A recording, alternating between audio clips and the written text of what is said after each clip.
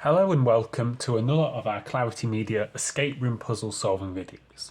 And if you haven't solved an escape room puzzle before, they are like real world escape rooms. You're given fairly cryptic, fairly difficult information, and you have to use the information, which can be visual, to then work out the answer. It's not like a crossword or a Sudoku where you're given instructions, instead, you're just given clues essentially. And this is an advent calendar escape room book, so there's one escape room puzzle for you to do a day on a Christmas theme. So with that preamble out of the way, I'll hop right to December the 14th, no, December the 15th, I beg your pardon, which is as far as we've got so far. And I'll just run through the plot for you. You're following a wind-up toy from Santa's workshop into the North Pole, and while you're doing this, you're caught in a snowstorm, you lose your bearings, you have to look at your compass. Once you've regained your bearings, you spot the wind-up toy still, walking on up ahead, and you chase after it. Before you reach it, you pass some friendly snowmen. And as it says here, what strikes your eye is the peculiar arrangement of their buttons. Could this be a message?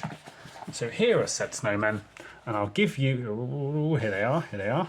I'll give you a few seconds to look at the buttons and see if you can work out the word they're trying to communicate. And you can pause here if you like, and then we'll jump back into it.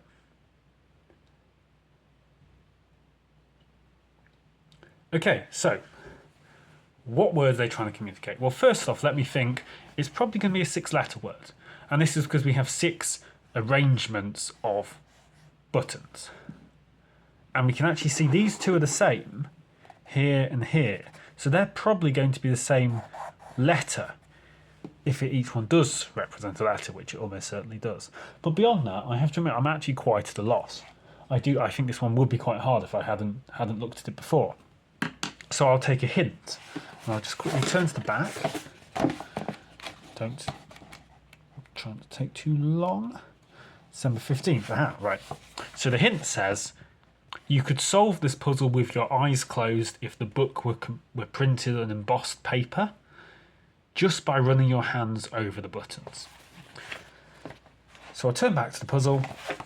I could solve it with my eyes closed just by running my hands over the buttons. Well, what does that mean? What sort of code can be solved, or not code, what sort of language can be understood with one's eyes closed? The language which is specifically designed for people who can't see, which is Braille. There are probably other ones, but Braille is the main one people know about. And in fact, the way Braille works is a number of dots or bumps. So I think I can fairly say this is Braille.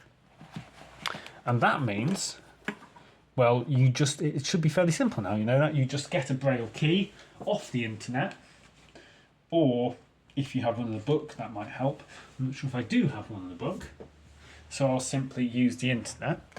And let me assure you that these two stand for B. This arrangement in Braille suggests an E. Does it? No, beg your pardon. Of course it doesn't. This is what comes with using your own head instead of a chart. This represents an E. These two here. That's a W. Obviously the W is going to be more complicated than the E because it's used less often. This is an A, just a single dot. This is an R. And lastly, that's an E here. So we have or, well, if I read actually more sensibly, B, E, W, A, R, E, beware. So the snowmen are saying beware. And just like the Morse code puzzle from earlier, just like the semaphore puzzle, this is quite hard, but as soon as you crack the code, as soon as you realise it's just a common sort of puzzle code in disguise, then you swiftly see it's not hard at all. And the snowmen are saying beware.